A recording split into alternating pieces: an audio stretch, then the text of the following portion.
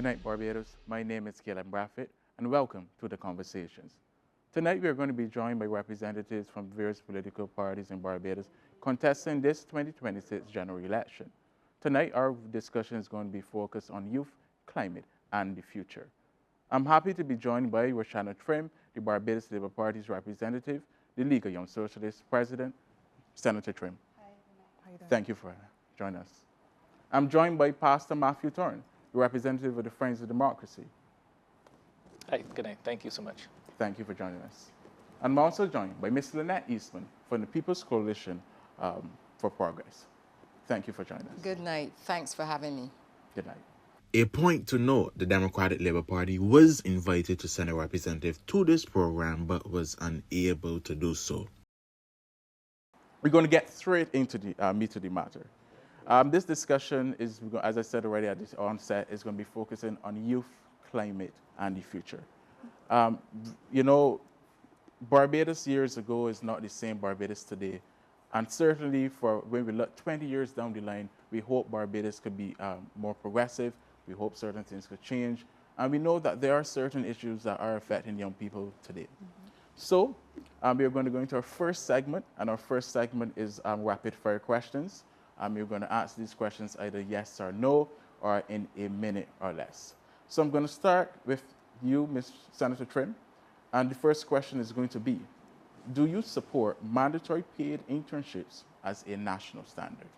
Yes, and I support it as a national standard, and indeed the Barbados Labour Party's government has implemented the need for programs in the public service internships to include payment, because we understand that everyone does not have the financial resources to get to work some mornings, and you don't want to put that additional strain on families as persons try to gain experience, learn more, and also perfect their craft so that they could ultimately seek better opportunities.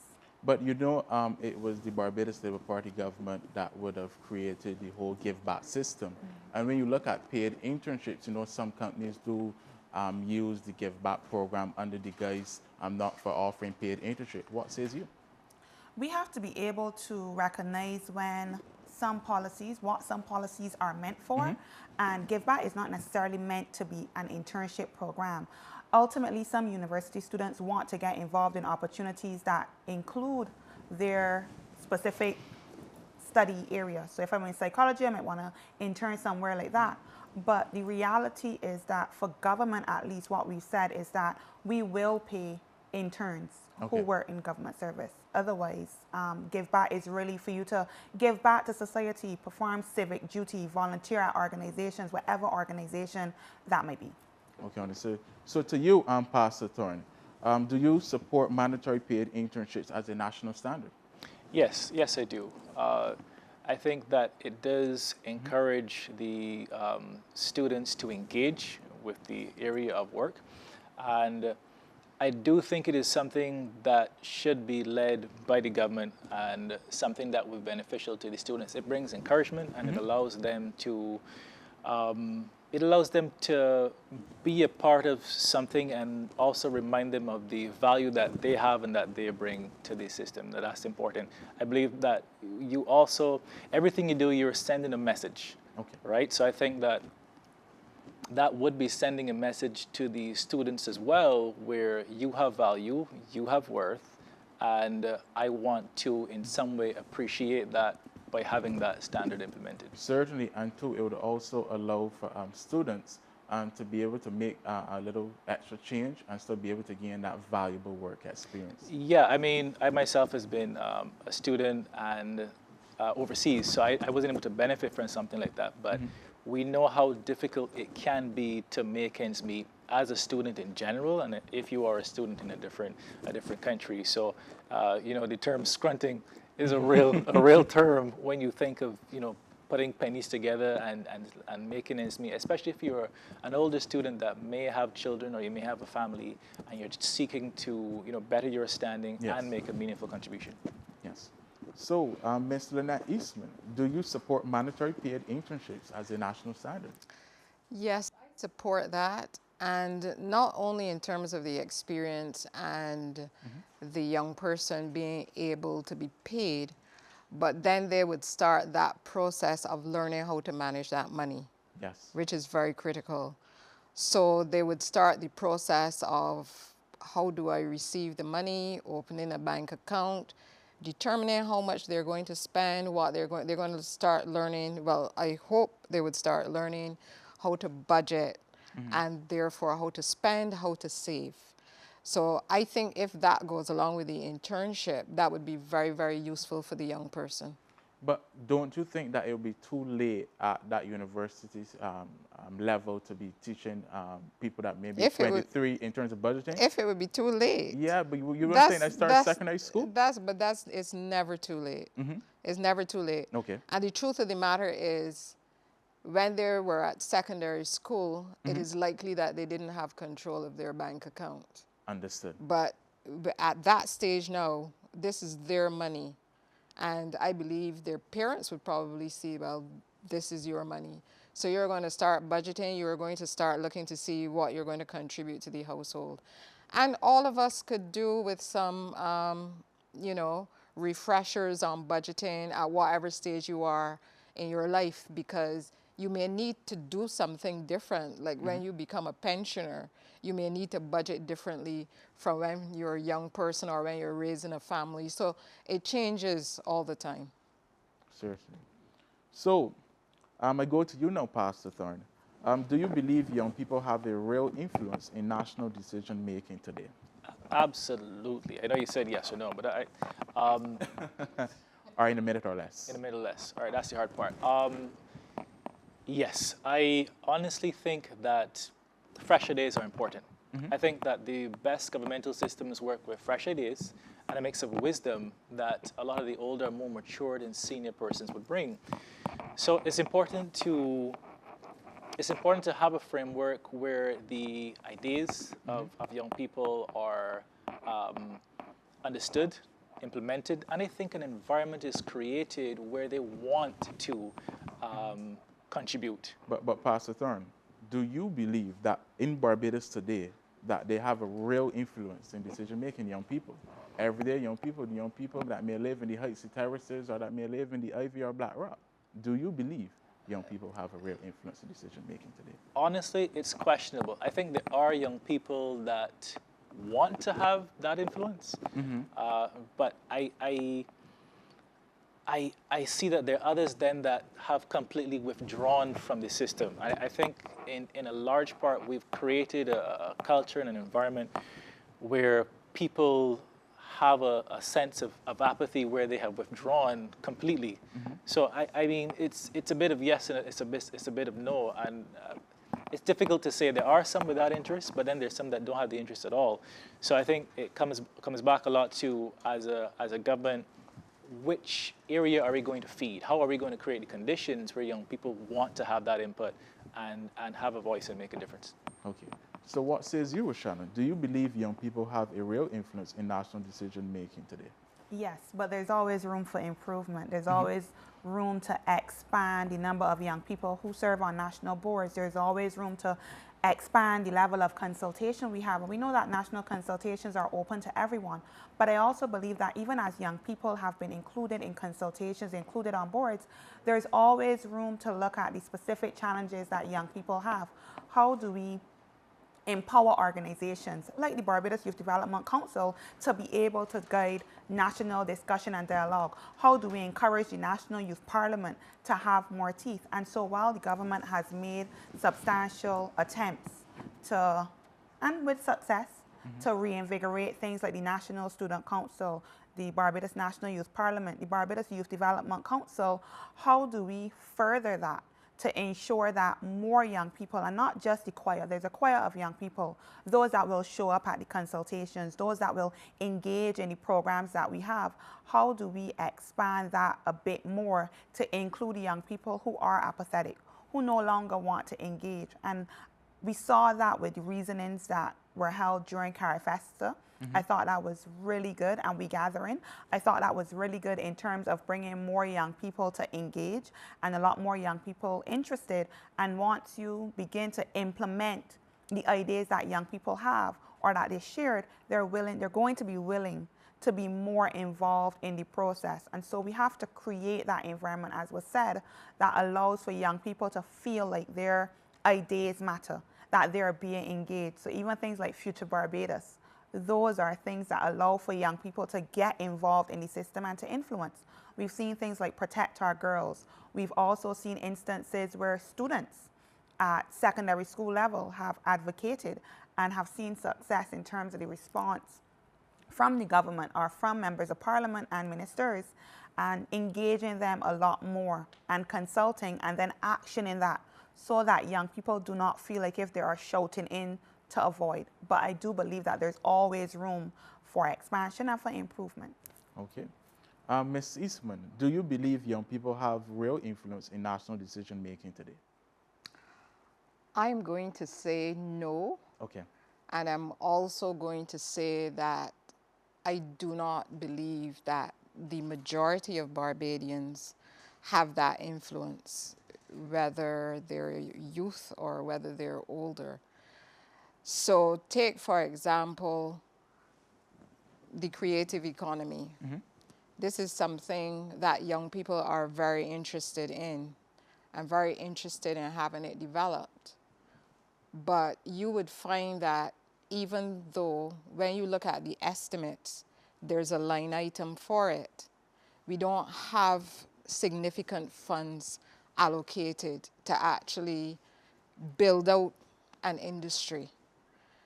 So young people have been calling for this, and yet when you, because if there's influence, it should translate into what's in the budget. It should translate into legislation. That's where you really see if there's influence, and I'm not seeing it. Okay. So we move on to the next question. Is the education system adequately preparing youth for the modern job market? And I turn to you, Ashana. So the reality is that the current education system, the ones that many of us would have been raised in, does not. And it does not because the world has changed, but in many ways our education system remains the same. Recently, what we've seen through education transformation is a shift. Many secondary schools, and of course I will always say that there is room for improvement. At the point where we do not believe that there is room for improvement, we are stalling our democracy and ignoring progress. Many secondary schools now have technical and vocational programs that include things like cosmetology and non-traditional skills. We've also seen recently there was the Science Roadshow. We are training persons as it relates to IT. What we do know is that many of the jobs that persons are going to have access to by 2040, they do not yet exist. And so we have to prepare persons for a world that is unpredictable, a world where their skills can be transferred, a world where they require to be very tech savvy and not just to be consumers of tech and the digital economy, but also to be able to engage in it.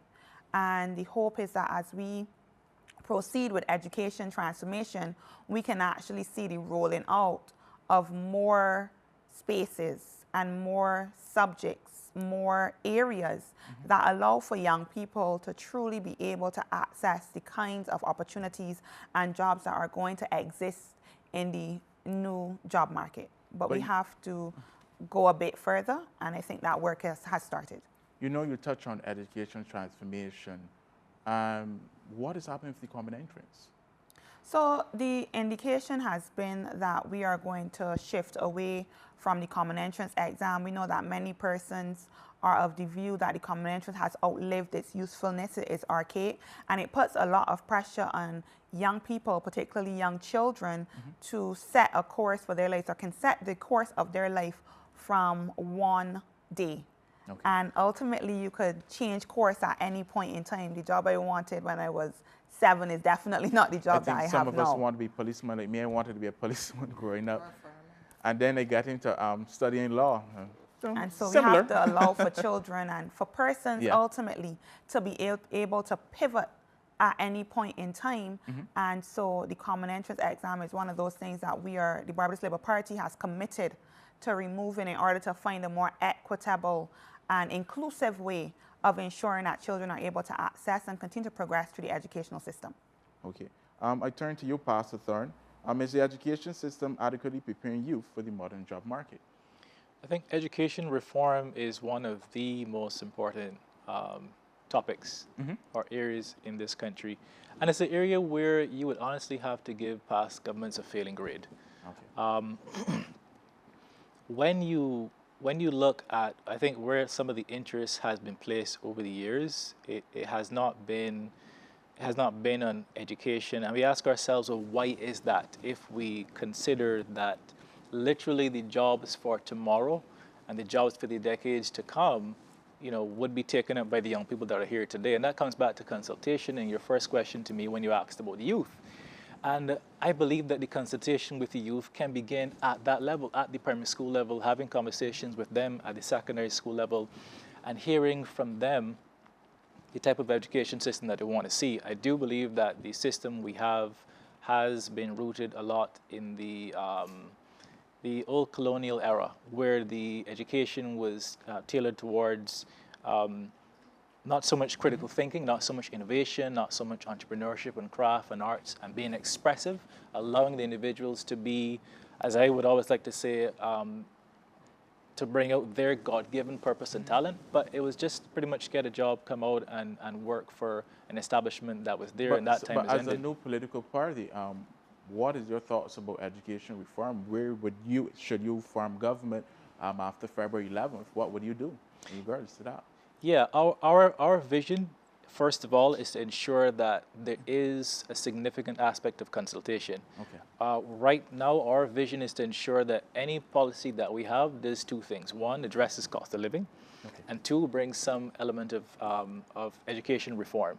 Because I think it's the education or educating young people that allows them to have an interest in the political system, allows them to have an interest in this country, and to be the patriotic Bajans that we should be and that we are. So the education reform is absolutely necessary, where we have to ensure in our legislation and in our policies, young people have a voice. Okay. And I think the greatest direction we can have would be from them, those that are in the system, a part of it, and that are live it, and let them lend that voice to us. So I think leadership has always been, and this is every sector, not just education, has always been top down. Here's what I say, do that. But we've failed at that for the last 30, 40, 50, 60 years. I think real leadership comes by bringing, and what we seek to do as a government is to bring others on board with us, and to take persons along on a journey. That's not always practical, right? There are times where you're gonna have to make decisions, but a lot of times, especially in the current administration, decisions are made and that's it. But that, I think, stifles the level of involvement we want to see in education, and that is a tremendous area of reform I think we would begin with. So I turn to you, Ms. Eastman. Is the education system adequately preparing you for the modern job market? And you are someone who would have sat in government before. You have a welfare experience in terms of governmental affairs. So I'm really keen to hear your thoughts on this question. So I would like our education system to prepare our people for life, Okay. not simply for the job market. Okay. And it is wherever the education starts, that whole process, preparation for life, should be there. So, and then when we talk about our young people, remember we have lots of different types of young people. So I want to make the point here about young people with special needs, because these individuals have been, I would say that they have been so poorly catered for that we could say they have been ignored. We focus on the average child and how that average child is doing. But we do have individuals with special needs. We have young people with special needs. And I want to say too, because sometimes if for example, a young person is blind, or they cannot speak, or they cannot walk, we seem to feel that they can't be a doctor, or they can't be a writer. Somehow they're limited because they have these special needs. I would like us to move away from that in terms of our thinking, because these individuals, we are ignoring a resource, a set of young people, a set of people who could be contributing significantly to Barbados, and we don't pay enough attention to those individuals. So that's why I'm saying we have to be preparing all of our people for life. For life. So a child with a special need might need something else to have them succeed in life. Our education must provide that for them. But then also we may have young people with exceptional skills. Our education system has to provide for them as well. And because we know that we do not know the future, we have to provide them with the education that would allow them to deal with an unknown future. And the future has always been unknown. It isn't now because there's AI or whatever else. Back in the day when they innovated the wheel, people didn't know what was going to happen with this wheel.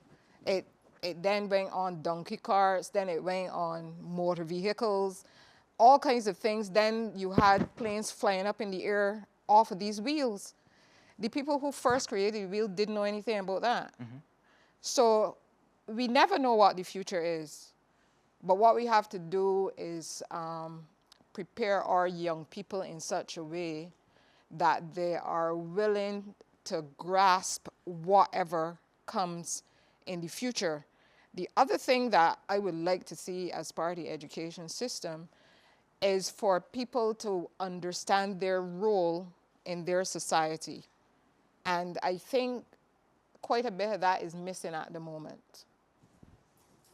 So I'll finish there because I don't want to go beyond the 60 seconds. No problem at all. So you're going to finish this segment by answering this question. I'm really keen on hearing your thoughts about one word to describe the future your party is offering young people. I'm going to start with you, Ms. Trin. Wow, one word. I would have to say strong. Strong? Okay. Yes. Why? Which And one? we say strong because strong talks about not only where you are now, but the fact that we live in a world where there are a lot of unprecedented things that are happening, and they're happening in rapid succession as we've seen in the last couple of years. And so we want a Barbados that is able to not only stand on its own in the now, in the things that we predict and the things that we expect and anticipate, but also in those things that we cannot predict, that we cannot anticipate, that the shocks that occur that come from far left field. And so we want people to be, we want a country that is strong, able to stand on its own, and able to navigate a world that can sometimes be unpredictable. Okay, thank you very much. I go to you, Pastor Thorne. One word to describe the future your party is offering young people. Caleb, I would have to say accountability. Accountability? Why accountability? Accountability. You know, as the Friends of Democracy, we recognize that the established parties have not always done things in the interests of Barbadians, in the best interests of Barbadians. We recognize that we have sometimes long been subject to governmental systems that don't work in the interests of people. And we oftentimes can ask ourselves, well, you know, why does it seem as if our leaders or our governments operate more as bosses, right, or more an oppressive sense in some cases, and not so much as a people that have the interests of the country at heart. So I think a government, a Friends of Democracy government, offering accountability, and I could add some other words like genuine and transparent, but one word. Yeah, I know. One word. Sorry, one word, but I think to be accountable to the people. I think that and how does accountability translate to young people? I think that is The young people today, they're not interested in the fluff of yesterday. Okay. They want to see, and they don't have, I think, party allegiance that is blinded either. I think they're able to look at a political landscape and see for themselves, okay, what will work for me today? What political party will deliver and not simply toe the line of the status quo and walk a familiar path of saying I will do this in the morning and then at night you change your words, right?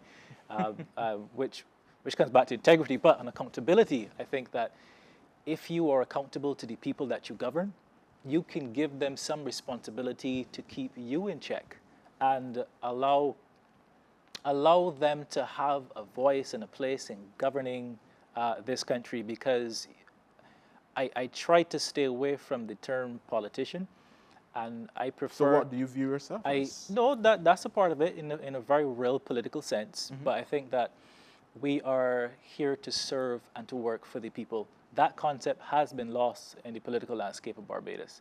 So I think if we recognize that accountability is one of the most important areas, it would bring us back to realize we're working for them and they're not working for us.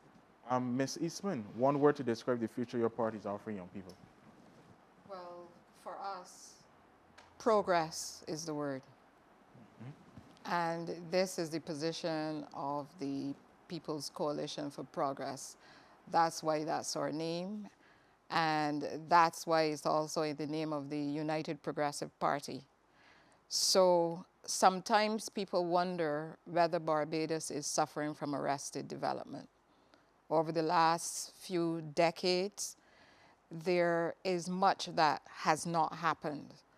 So, for example, we want to see progress in accountability, as my friend said. So when we look at the estimates, we want to see substantial funds allocated to the Integrity Commission that was set up. It was set up, but it has not been funded properly, so it really can't do any work. We want to see progress with respect to what we just spoke about, the education system, and all other systems that would allow our people to achieve their full potential.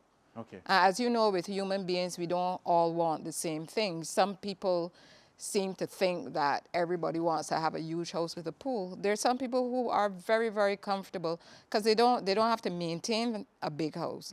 There are So people your who are one word quite is comfortable with a little.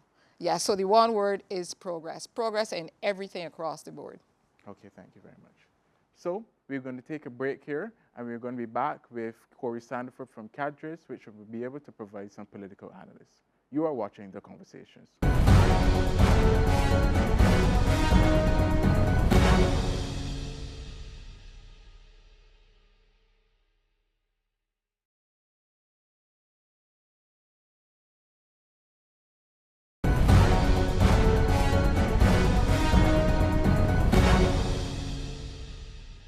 Good night and welcome back to The Conversation.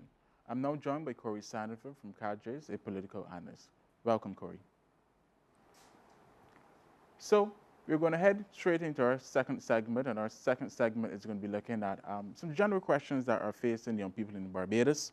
We're going to be looking at various questions in terms of how your party will address various youth issues in their first year of office, to that of the National Youth Council, the Barbados Youth Development Council, and mental health. So I'm going to start with you, Mr. Corey Sandiford. How would you assess the historical importance of the youth vote in Caribbean elections? Well, thanks for having me for party discussion. I would wish to have more of these types of political discussions about the importance of the youth vote. I would just say introductorily that it's the youth vote that is of greatest importance to political parties when the question mark is raised of elections, because you have to account for that type of voter and you don't know which way the vote will swing. Sometimes you have an increase in vote in terms of voter registration in the constituencies for males and females as much as 50%, and therefore political parties have to account for these types of young people and the bearing that they can have on an election. Whereas as people grow older, they become more staunch in terms of which side of the fence they will fall on in terms of support. So that question of the youth vote holds the power to swing any one election. Okay, thank you very much, Mrs. Hanniford. Ms. Eastman, I don't start the other segment, and I start this question with you. What is the single most urgent issue facing young people in Barbados right now, and how will your party address it in your first year in office? I believe for Barbados, where young people are concerned, is that we have failed to intervene early where young people might be at risk. So when I say intervene early, I'm referring to starting even before the child is born. I believe that during the pregnancy, where the mother is actually going to doctors, going to polyclinics, etc., we should take the opportunity then to start to educate parents about their role as a parent. So out of that, what would be the most urgent issue, and how would you address this in the first year in office? So the urgent issue is to put the system in place. A system in place. That is where the system will start. But of course, we have children all along the line. So the intervention is important. Quite often, schools know which children are at risk. When we determine that children are at risk, let us intervene. Let us not wait until they're 25 and they're before the courts. Okay. They're young people who are expelled from school. Okay. There's no follow-up, because I've had that experience myself. So that the urgent issue is looking at in terms of prevention for young people in terms of crime, correct? Of course. Okay, Well, not just for crime. Some of them end there. Okay. But many of them end up not having a fulfilling life. Okay, no problem. And that's the issue. And I think that the state could intervene well before it actually does. So what says you, Pastor Thorne, what is the single most urgent issue facing young people in Barbados right now, and how will your party address it in your first year in office? I think the greatest issue would be opportunities. Opportunities, okay. I think opportunities will be the greatest issue right now from young people. In canvassing, you recognize that a lot of them, they don't have hope. They don't have hope. Yes, they have given up in terms of seeking to, because I believe that each person has a purpose. Each person has a passion and something that they've been called to fulfill, all right? A wrong peg and a wrong hole, something that they're passionate about and they can execute. So I think if you look at opportunities then, so how would your party in its first year in office be able to solve what maybe an opportunity crisis that your party believes is happening in Barbados? So first of all, I think we have to have the requisite funding. Funding? Yes. So we have to put the money to put your money where your mouth is, right? So we speak a lot about youth, and what we would endeavor to do is to actually make intentional programs.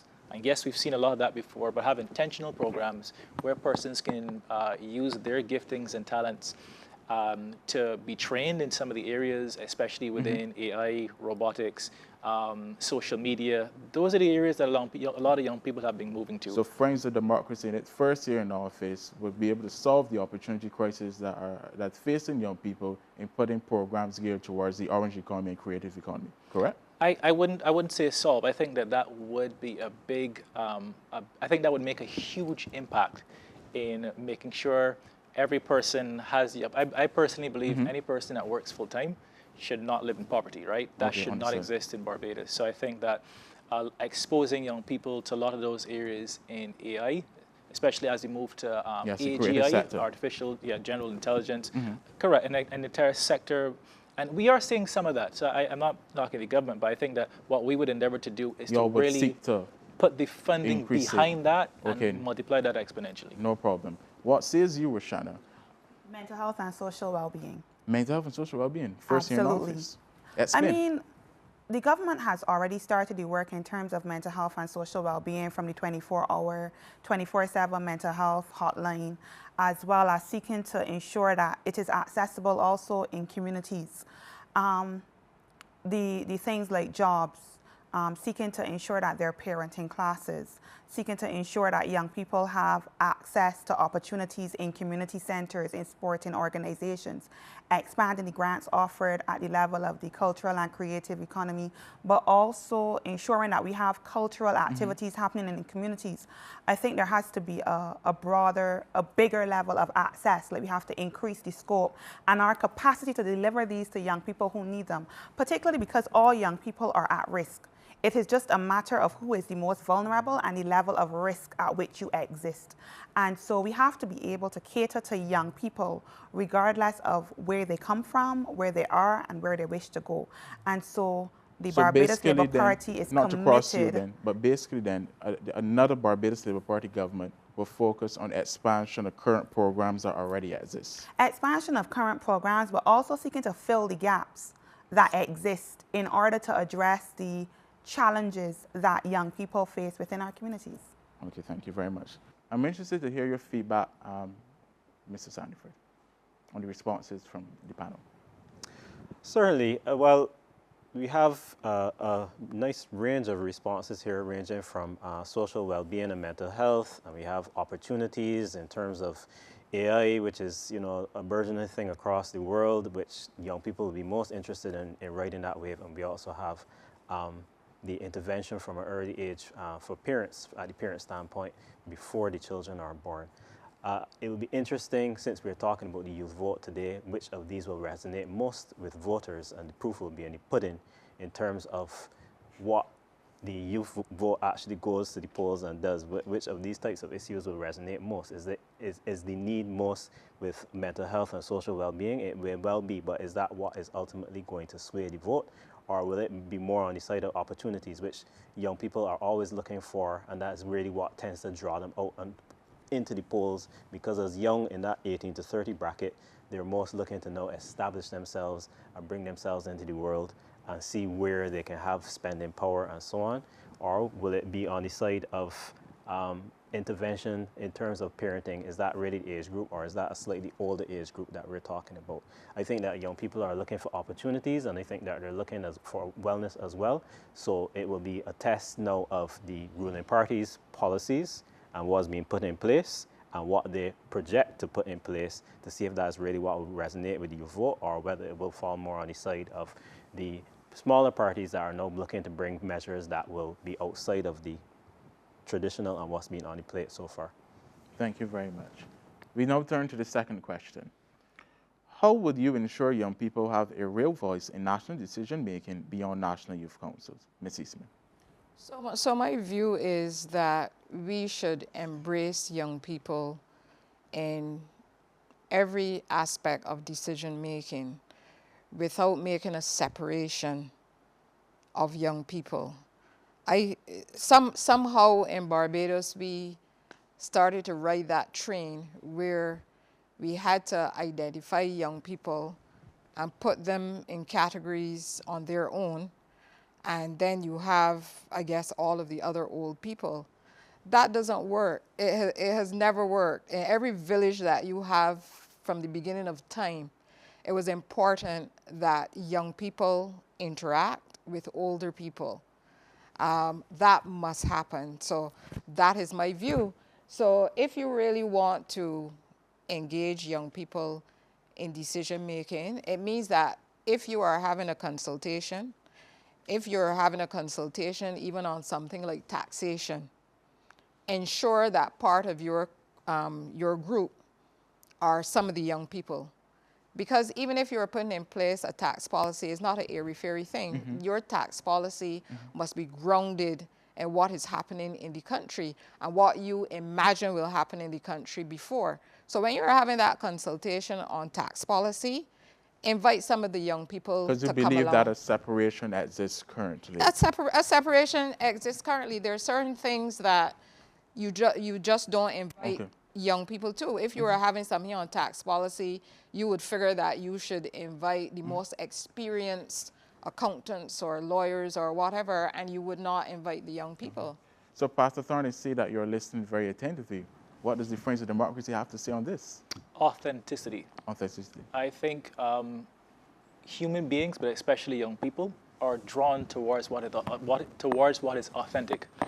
And if I think you have, if you have a government, and if I think a lot of times the governments of the past, we've done a lot of lip service, right? We have, as my friend was saying, you bring persons or young people into a forum, you might get their opinion, but that was just for show or for window dressing. So if we can move beyond that, and what we intend to do as we reach young people is say, look, we don't just want you here for show. We want you here because we really want to hear what you have to say and implement a lot of the things that you think would make your life better. Okay. We personally believe, in 5 seconds or less, that the government's purpose is to make your life better. And that includes young people and bringing them into our space and giving them a platform to operate. Okay. I now turn to you, Senator Trim. You're the immediate past president of the Barbados Youth Development Council. The National Youth Council is supposed to be the national platform, separate and distinct from government, that is supposed to be able to voice of young people. And you've heard my comments publicly in regards to certain things that needs to be strengthened. But as a member of the Barbados Labour Party representative, what do you have to say? Well, there are multiple things, and let me say that as a past president of the Barbados Youth Development Council, I've said a lot of the things that you have as well. One of the things that I would love to see is youth development legislation that gives the National Youth Development Council. I also know that this administration has committed to increasing the level of funding and cooperation that is being offered to the Youth Development Council as well as other organizations. Beyond the Youth Development Council, of course, we've also sought to ensure that there is a young person on every national board, every statutory corporation, and that young people are included at decision-making levels such as the social partnership and also other consultations. I believe that what we have to do once again, and I'll keep probably saying this throughout the program, is to expand those opportunities and to make sure that we also reach out to young people who are not traditionally interested and who are not traditionally involved. And so that means ensuring that we create opportunities for, like in other territories, to have community councils that allow for the decentralization of the Youth Development Council, but also for young people within their communities to take ownership of what is happening and to be able to direct the kind of policies that we have and the kind of initiatives that touch community levels so that we see more involvement from young people. So your word is expansion. And I'll turn to the analysts. What are your thoughts on what the political representatives would have to say? Well, again, we're having a mix of views, and I think that with young people, especially in the election that we're going into, where the apathy of voters is a question mark on what kind of turnout that we're going to have. Do you have any numbers on that? No, I can't. We have to wait and see how that's going to go. All I can tell you is that... I mean, in terms of the past elections, what do you expect for this current election? I'm saying, all I can tell you is that the 2022 election, we had a voter turnout of 46%. However, we know that, we know via some of the, what we've been having recently in terms of the Electoral Boundaries Commission, efforts have been being made to clean the voters list, so the turnout may appear to be that much higher when the list is cleaner than it was in the past, not to use a misnomer of a clean list. And the greater point that I'm making here is that we have to wait and see if youth vote will be mobilized. The Barbados Labour Party has been successful in mobilizing the youth vote in the past 2 elections and swinging the election their way. And leadership goes a long way in terms of resonating with young people because they may not know much about politics, but they know who the Prime Minister is and whether the Prime Minister seems to be effective in terms of applying policies or not, implementing policies. And with this, we have to see now with what we have, the representation of other parties here today, whether the leadership of those parties is able to make the issues for the youth vote resonate more greatly with the young people. And it's one thing to say them, and then the other thing is credibility. Do they actually believe what is being said, and that it will make a difference for them as young people? Thank you very much. We cannot have a youth panel discussion without touching on mental health. So my next question is, mental health is a growing issue among young people. What practical mental health services will you expand or introduce should your party retain government after February 11th? I turn to you, Pastor Thorne. We have the advantage and disadvantage of being a new party, so we wouldn't be retaining government, but... Or assuming government. Assuming, yes, should we have the opportunity to assume government. That is a key area, the mental health, and what we will be continuing to do, which we begun in our constituencies, is having utilizing the community centers, where persons can come there for counseling, they can come there for assistance, they can come there for advice. A lot of the track records of previous governments have shown that a lot of times you want to give young people a handout, we want to give them a fish, but we want to teach young people to fish. I think that will liberate their format of, that will liberate the way that they think and the way that they approach life. So in regards to mental health, in 1 minute, what would your party do? Well, that's a part of what we would do. We would utilize the centers that you already have within communities, and we would expand services, especially from a pastoral sense, to aid mental health by giving them further opportunities. I think that Opportunities. Okay. correct, because that lifts your spirit, right? I mean, sometimes we think of mental health in terms of in hopelessness or disease or sickness or illness, but a lot of times those things are addressed and arrested by persons having hope. That expands the mind. Thank you very much. And what says you, Senator Trin? Well, as I mentioned before, the government has already implemented a 24/7 mental health hotline. I think that's very important in terms of persons being able to access support, in terms of persons being able to share challenges, but also for somebody to be able to intervene on the other end. We've also sought to make community nursing and community service, which also provides accessibility. The psychiatric hospital has expanded its services as well. In terms of in-school support, that is something that has to be implemented in order to ensure that young people, and we know that there's a challenge particularly in schools with mental health. We hear the complaints of young people, we hear their cry, and so we want to be able to reach them while they're in secondary school or in primary school, because what we recognize is that a lot of the challenges that we are having may have been things that we've opted to leave undiagnosed or to say, well, you got stress about, you're a young person, right? And so we want to be able to provide services that are accessible, that are easy to reach, but also to allow for persons to not feel so isolated and alone. So even in our approach to building out community care or elderly villages, that's something that's going to be joined by support services for younger people, so that we build a larger sense of community, and something that we find might be missing right now. So both the Friends of Democracy and the Barbados Labour Party is looking at mental health in terms of that community-focused type of thing. And what says you, Ms. Eastman? Well, I'm a lawyer. I do family. I do criminal. Okay. I see many young people who are distressed because of the circumstances that they're in. Okay. And mentally distressed. In terms of the services that we're actually providing at the moment, they are poor. Poor. There is, and this is free services in the polyclinic, or this is both free and paid? But this is free services. There are some people who provide these services for pay, but we're talking about what the government is able to provide. Okay. There's an assumption that the mental health side is not as important for young people, and it is. We do not have enough, and when I talk about providing interventions for young people, I'm not just talking about somebody who has within their heart that they want to help young people and want to chat with them.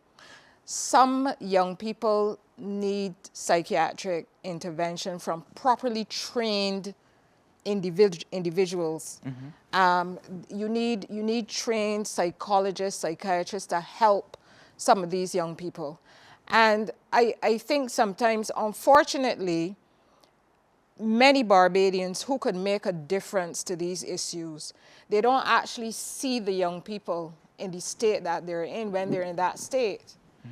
So they don't understand that there's a burgeoning crisis where a lot of these young people are concerned. So your political party would do what then? The whole thing needs to be revamped. I mean, do you recognize that you have young people who are being expelled from school because of difficulties? You have young people who are finding themselves before the court. You find young people who their parents can't co-parent properly. Okay. These young people need assistance. It needs to be revamped. You need to put money into it.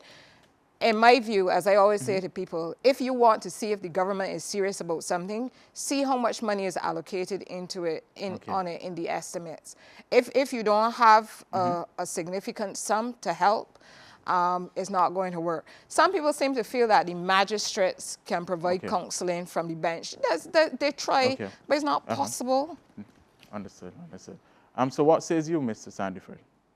Well, it's interesting to listen to the representatives of the parties talk about what they propose to do, and it's also good to know that mental health for young people is front of mind for the parties, because theoretically, with one party or two parties bringing that to the fore, then the other parties are all forced to focus on it, and young people, in theory, would benefit.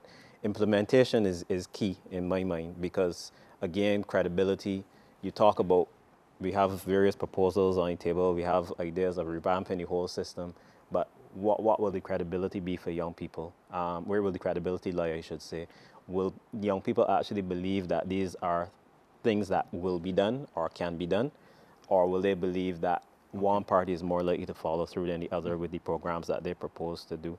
But the mental health ideas, I think all of them are sound. But the question of implementation in the longer term is what will be key for young people. Thank you, thank you. So, Ms. Isma, you know you just put a touch on that. You're a lawyer. And the next question I would turn to you is looking at what is your position on crime prevention strategies that focus on youth development rather than punishment? Well, what I can say to you quite clearly as a lawyer is that legislation does not prevent crime. Okay. And there seems to have been this focus on putting in place more draconian pieces of legislation in place. This is why from the beginning when I started to speak about early intervention.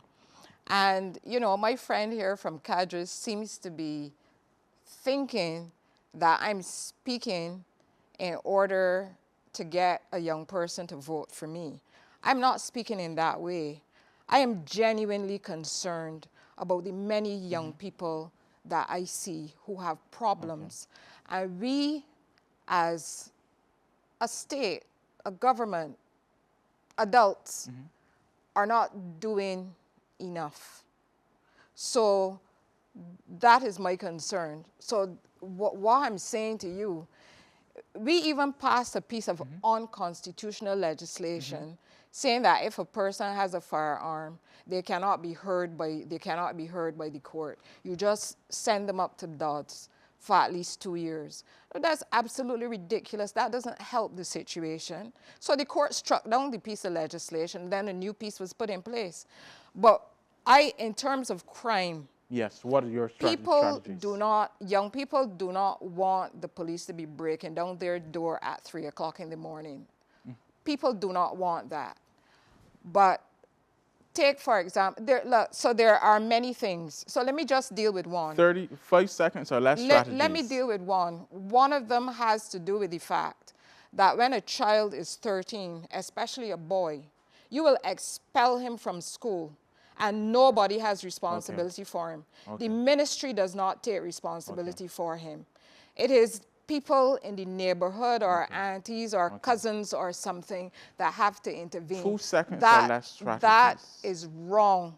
Strategy. So you see that strategy, you see that what happens now in terms of individual Second schools. or less, one strategy you can expelling young people. But that the ministry, my strategy would be Removing that the expulsion. Ministry of Education has to take responsibility for that child. Because that child should be in some kind of institution. And the Ministry of Education so taking responsibility the for Ministry that of child. Education has to be responsible for it. Thank you very much. And they're not. Understood. Pastor Thorne, what do you say on this question? So I've already exhausted the failures of the government and the amount of interest that needs to be placed on the youth. And I've already exhausted one of the points that are necessary to tackle that question, which is opportunity, because of a lack of income, right? A lack of financial wherewithal. But I think the second point, just to name two, would be restoring the moral and fabric of this country. I think there has been a level of decay and rot from within inside where our cultural values have been eroded and they've been dissolved and watered down. So I think what we will be doing as an administration, along with the exhausted point of opportunities for young people that drive them to crime and a lack of finances, is to bring about through the church primarily and through other organizations that come alongside the church that are positive, to reinstill the values that have been lost and to restore value to things like So value. your strategies are basically focused around opportunities and creating opportunities for young people, and you believe by the creation of these opportunities for young people will help in terms of crime prevention.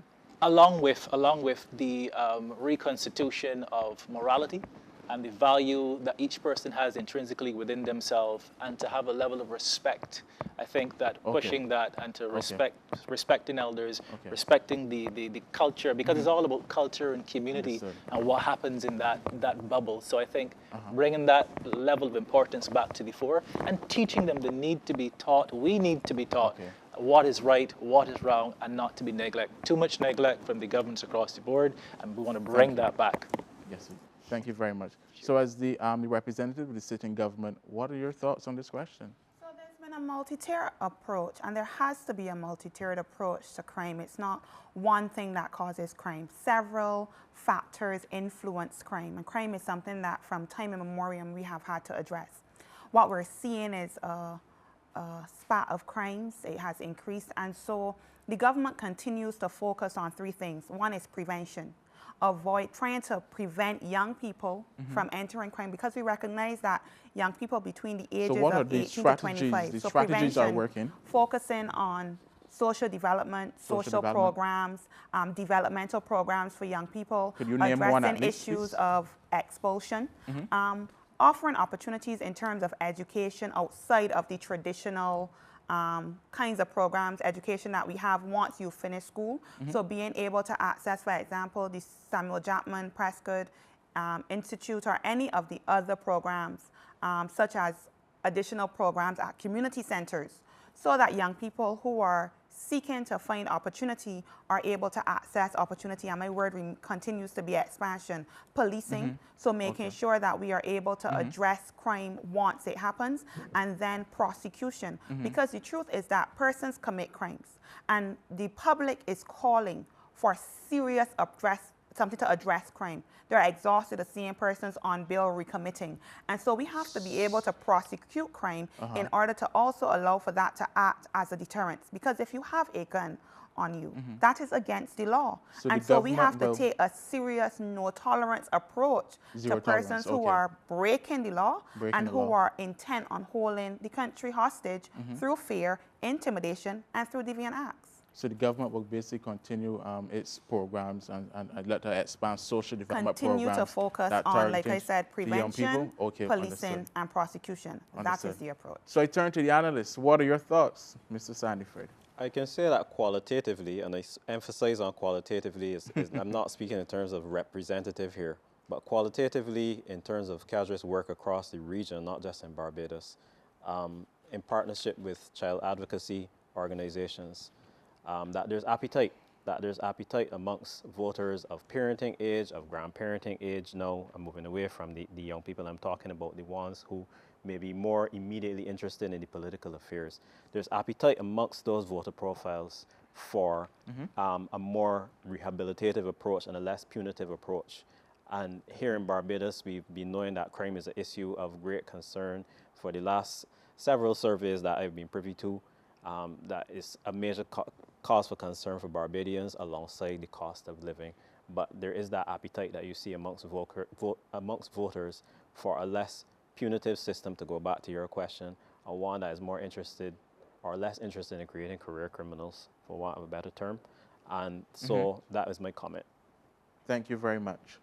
The next question in this segment, this is going to be the last question in this segment, and we are going to be addressing why should young voters believe that your party generally understands the lived experience? And I'm not going to choose. Who wants to go first? The Barbados Labour Party has, over the years, sought to engage seriously with young people. and that is young people who are members of the political party through the League of the Young Socialists, but also that is through engaging with youth organizations and other organizations. We see youth organizations being involved in consultations. We see the reasonings that the Prime Minister and other members of Parliament have had. We are listening, we are willing to listen, we are willing to engage, and we are also willing to utilize some of the ideas or support the kind of activities that young people are genuinely interested in.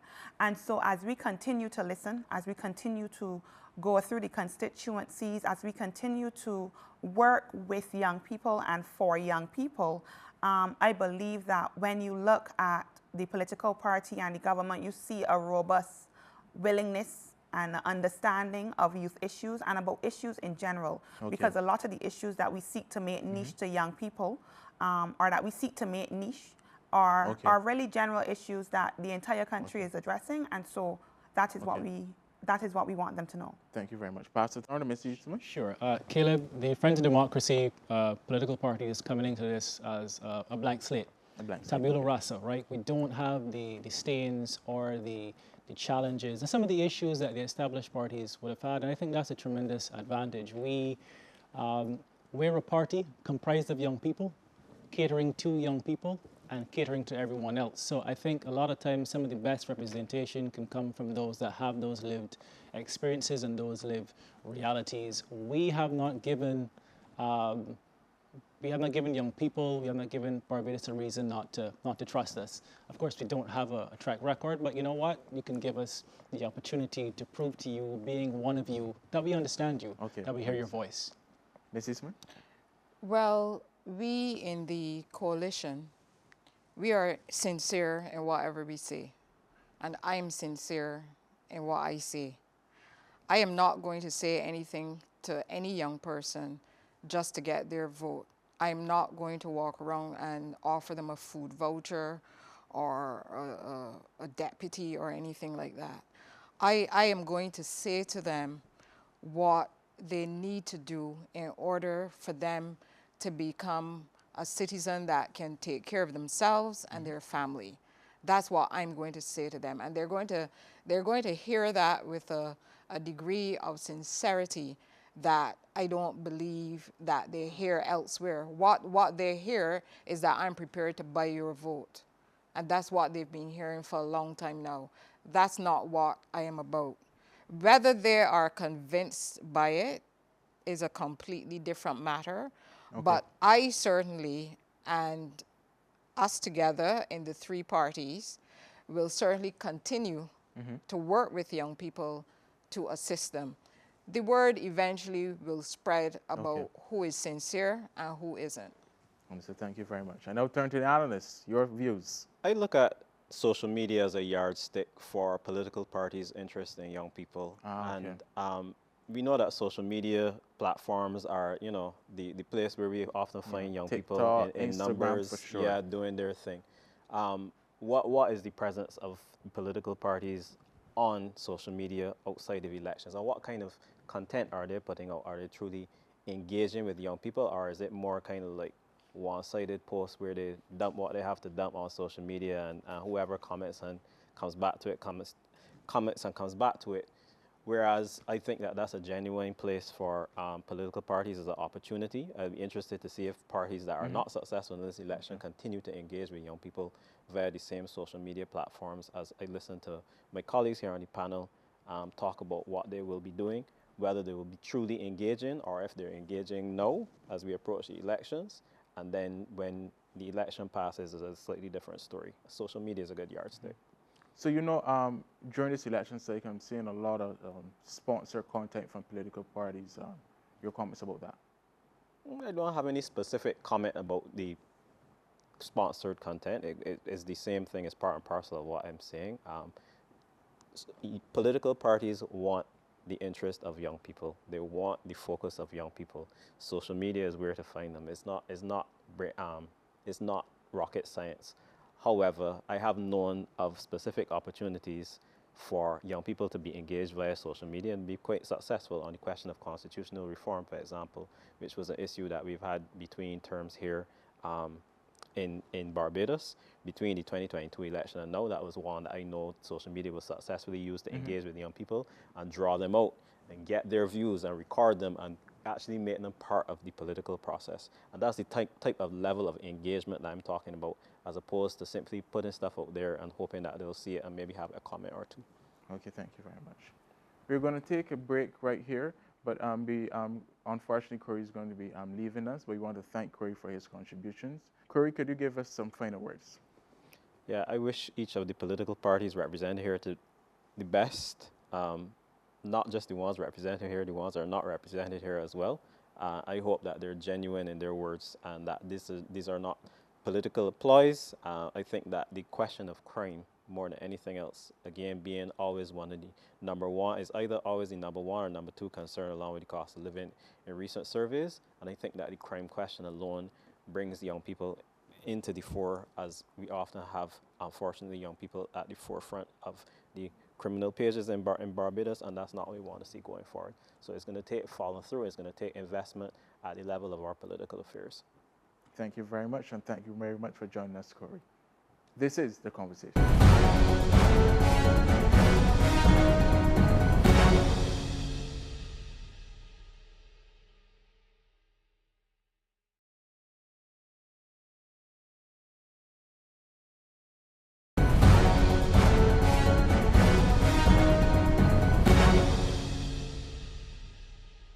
Welcome back to The Conversation. We are now going to be heading into our climate segment. We're going to be looking at the question, climate change already affects us as a small island developing state. What would be your clear national climate priority for youth over the next 5 years? I turn to you, Pastor Thorne. Sure. Technology. Technology is going to be it's going to play a greater role in our lives as we go forward. So I think within the renewable energy sector, one thing that we have within our policy or our portfolio is to ensure that we move away from the fossil fuels.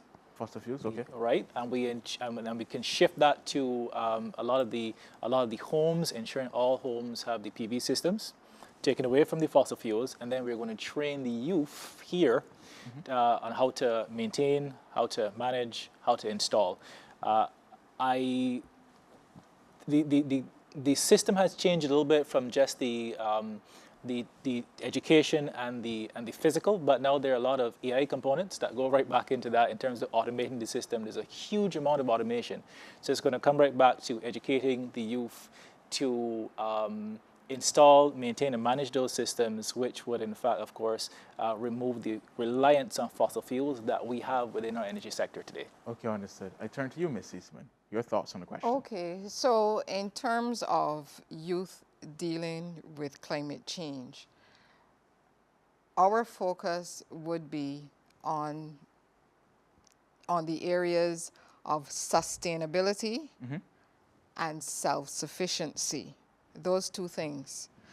So I am not going to dare tell the adult of the future exactly what they need to do, but I'm going to say to them that these are the two key areas that you need to focus on. Self-sufficiency, for example, if you're in the future, you're looking to build a home or renovate a home or whatever, ensure that you have those sustainable elements.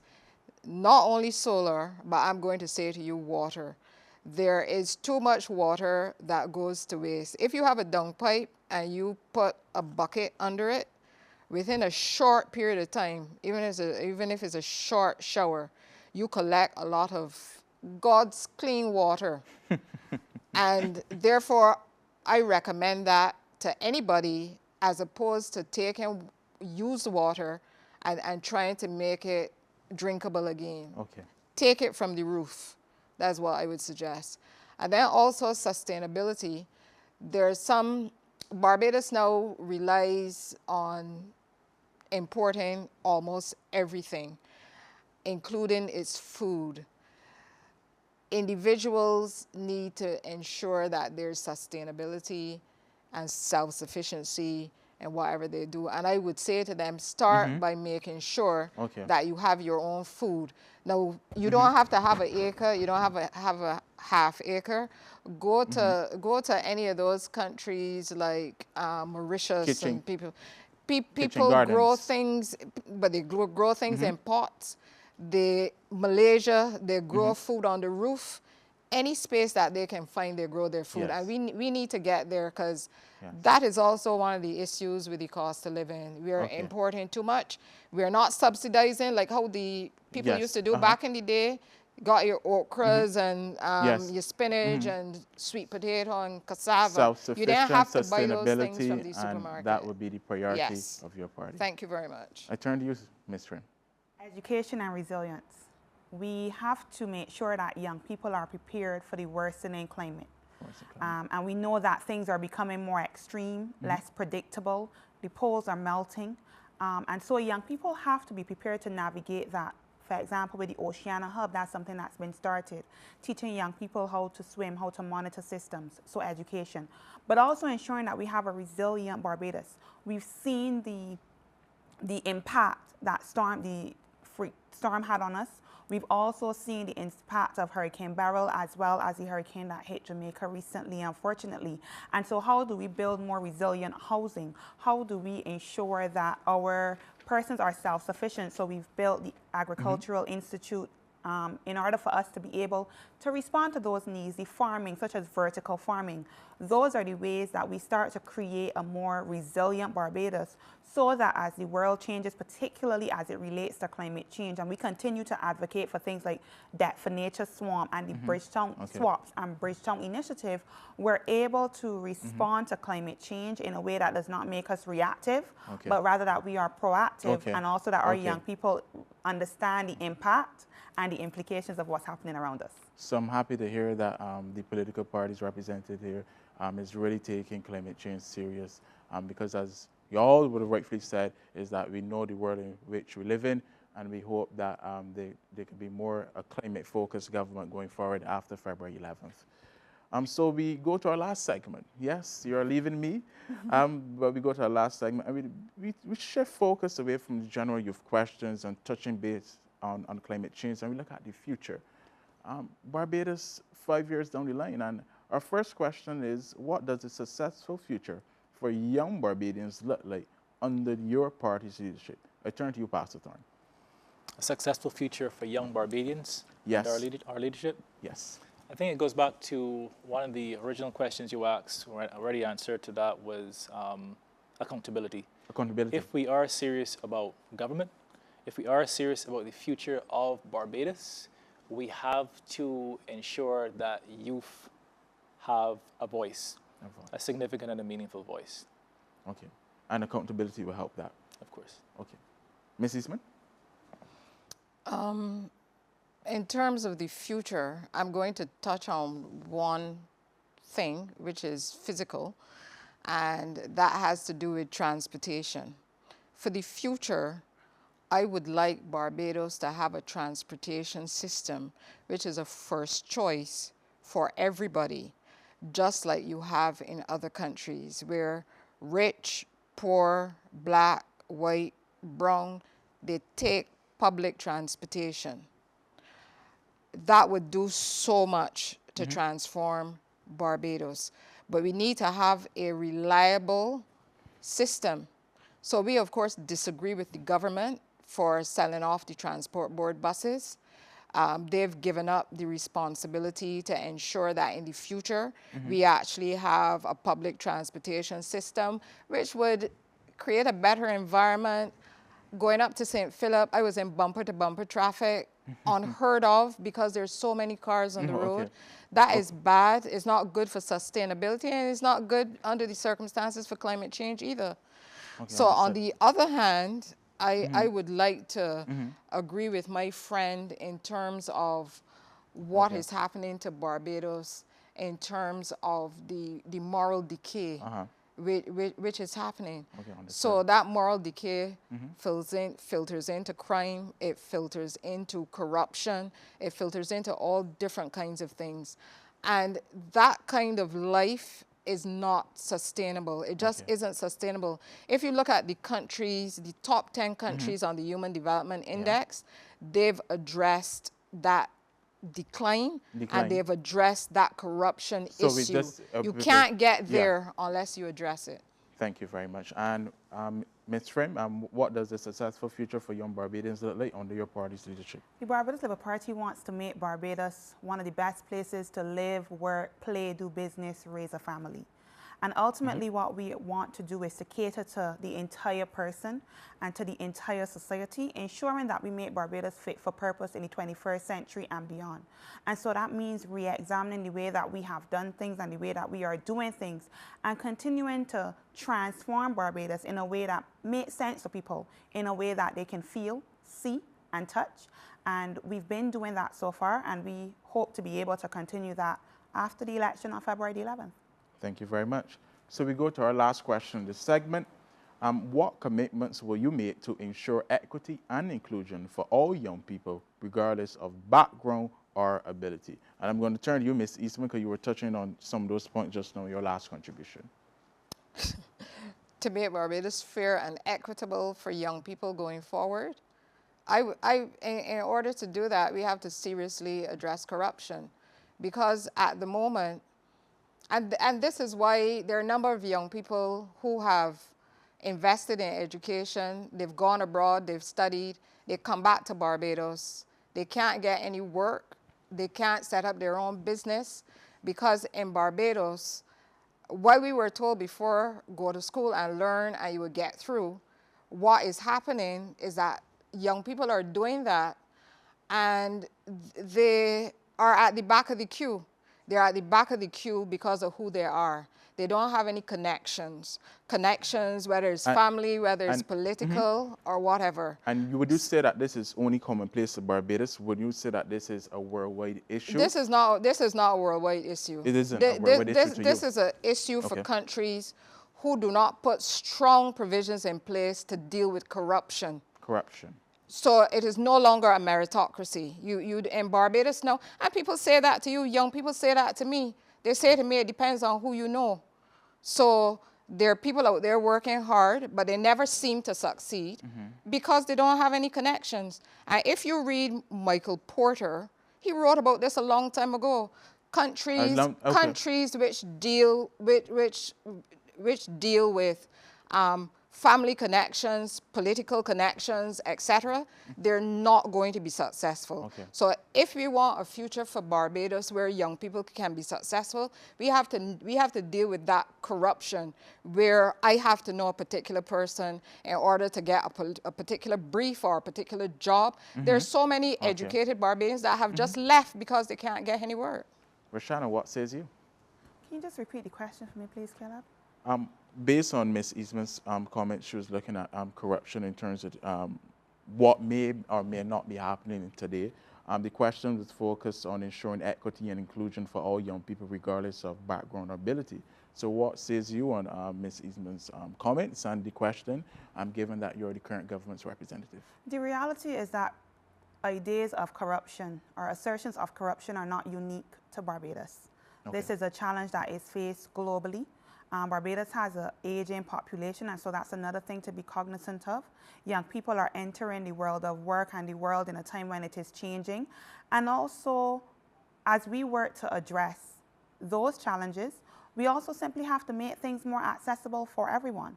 For persons living with disabilities, you see the legislation being brought in terms of the policy for them to be able to access opportunities, integrating persons into the school system, creating a system that no matter what your skill set is and what your interest is, our education system is able to cater to that, expanding social welfare nets as we have done to ensure that no matter where you come from or what your resources are, you can access the same systems regardless. One of the things that I've always found to be a feature of Barbados, and one that I enjoy a lot compared to experiences in other countries, is that the access to education, that ladder that allows for you to have social mobility, is very important. But we've also ensured that even throughout COVID, persons who may be more vulnerable have been able to improve their situation, installations of pit toilets, and those different things. So I think that we've seen the progress towards a more inclusive Barbados, and so we have to continue the work.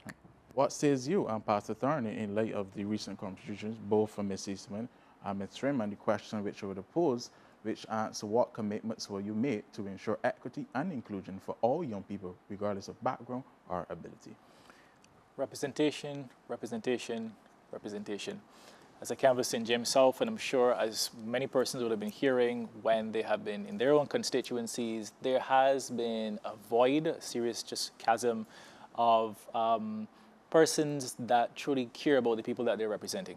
Okay. I think that if you are going to govern effectively, you first have to care, you have to have love, and you have to have a vision. So a big part of that is, first of all, being there to hear. So you have to show up, you have to listen, and then you have to be able to genuinely, after you lend an ear, be able to put some of the things that young people are recommending in place.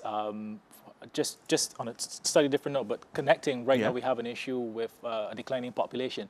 Yeah. So we say, okay, we come out and we announce that, okay, what's next? What's next after that? So in the Friends of Democracy government, we're not just going to say that, which is a lip service, but we say we're going to look at mothers and how we can better help care for mothers. We're going to look at increasing their time off and doing things that align with the words that we've spoken. Understood. So we're now going to move into the final words for the panelists here. And why should young people trust you with their future? I turn to you, Ms. Eastman. Why should they trust me with their future? Yes. What I'm going to say is that I would like to be in a position where I can provide them with assistance in determining what their future will be. But they're going to be responsible for it. Okay. Now, I know it is the politically correct thing these days for people to say that I am going to take care of you, which means that you're teaching our people to basically be helpless.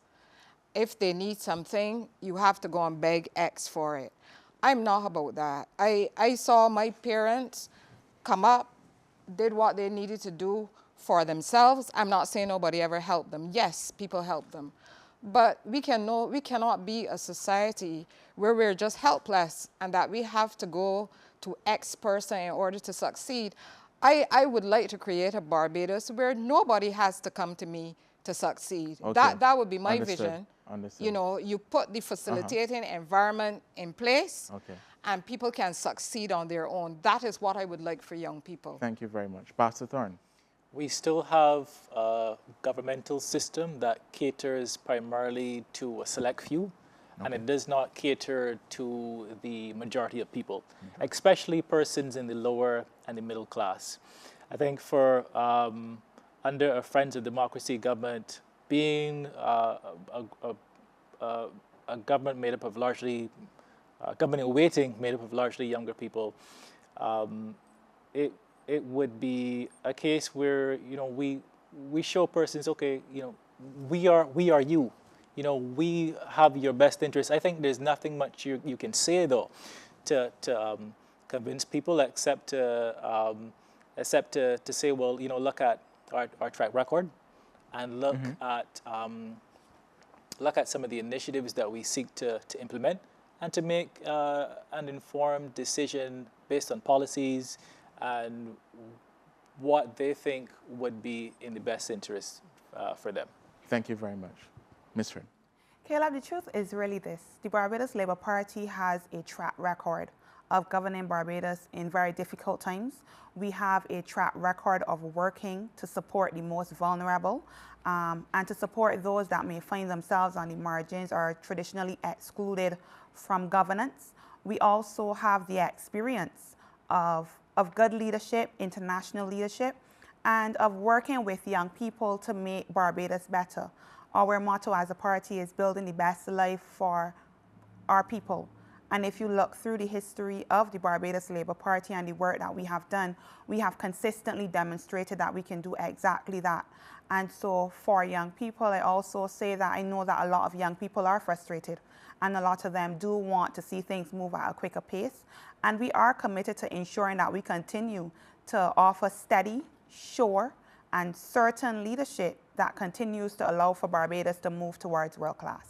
Thank you very much. And thank you very much, panel, for your excellent contributions.